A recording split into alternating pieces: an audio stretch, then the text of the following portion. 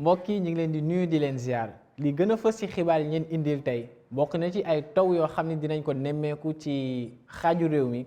ci diggante bisub tey talaata ba ëllëg incha allah àllarba te ci noonee nag tàngoor gi dina xaw a tal ci yenn gox yi ëllëg incha allah ci digg bëccëg muy àllarba gi bu ñu wéyee ak animation satellite bi dinañu gis ni bu guddi jotee dinañu am ay niir yoo xam ne dinañ ko nemmeeku ci daanaka digg réew mi bët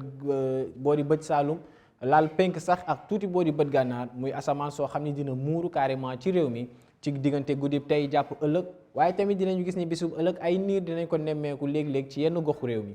prévision guddi tey jii di ci gën a fës mooy ay taw yoo xam ne dinañ ko nemmeeku ci boori bëj Saalumu réew mi taw yu nar a ànd ak dënu ci diggante Ziguinchor Sédhiou Kolda yéeg sax ba boori Kaolack te ci noonee nag jàppale ni taw yooyu mën nañu waliyaan laal daanaka Kédougou Tambacounda yéeg ba Kaffrine Fatick am nañu yaakaar yu néew ni dina mën a àgg sax ba boori Mbuur ci diggante guddi tey jàpp ëllëg ci fajar ci noonee nag dinañu gis ni température yi dinañu xaw a wàcc tuuti ci boori bët Saalum réew mi diggante Ziguinchor ak Sédhiou foofee nga xam ni yaakaar nañ fa température yu tolloog ñaari fukki degré ak ñeent muy température yi gën a néew ci lii des ci boori bët Saalum nag ay température yu tolloog ñaari fukki degré ak juróom lañ fay am dinañu gis ni lii des ci réew mi nag ndax niir yi nga xam ni dinañ ko fa nemmeeku température yi dinañu xaw a kawe tuuti bu dul Louga dinañu gis ni lii ëpp ci réew mi ay température yu tolloog ñaari fukki degré ak juróom-ñaar lañ fa nar a nemmeeku gis ni ñaari fukki degré ak ñett dinañ ko nemmeeku ak juróom-ñett ngeen baal ma dinañ ko nemmeeku ca Ndakaaru Thiès waaye tamit ca boori Saint-Louis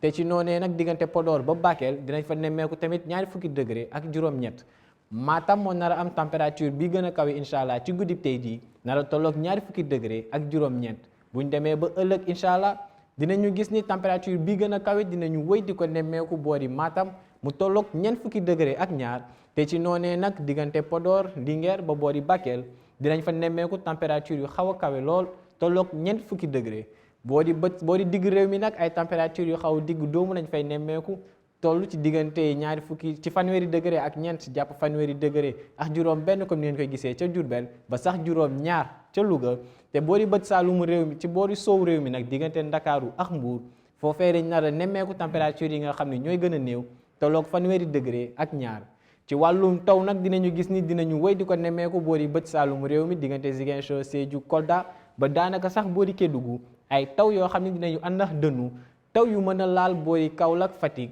Kaffrine ak sax ba boori Tambacounda am nañu ay yaakaar yu néew ni taw yi sax mën nañu wëy ba boori soowu réew mi diggante Mbuur Ndakaaru ak Thiès jàppale sax boori Diourbel waaye ay yaakaar yu néew la mbokk yi taw yi dinañu wëy di ko nemmeeku incha allah ci boori bët Saalum réew mi ci guddi tey ji jàpp ëllëg ci fajar taw yoo xam ne dinañu mën a waliyaan laal daanaka Sine Saalum ba boori Kaffrine ak Tamba ëllëg tamit dinañu nemmeeku lu mel ak lu tolloog noonu te ci noonee nag dinañu gis ni ëllëg incha allah ay yaakaar yu néew am nañ ko ci ay taw yoo xam ni mën nañu waliyaan ba laal daanaka soow réew mi diggante Ndakaaru Mbuur ak Thiès ak tàngoor goo xam ni dina xaw a gën a tar ci boori bët gànnaar jàpp penk ginnaaw coppite mën na am ci prévision yu leen jox ni ñu ngi leen di ñaan ngeen ni wéy di topp ANACIM ci xarala yi ngir jot xibaar yi nga xam ne ñoo gën a yées te ci noonee nag lii moo newoon seen xibaar météo di leen di dig daje ëllëg di la ñaanal jàmm wasalaam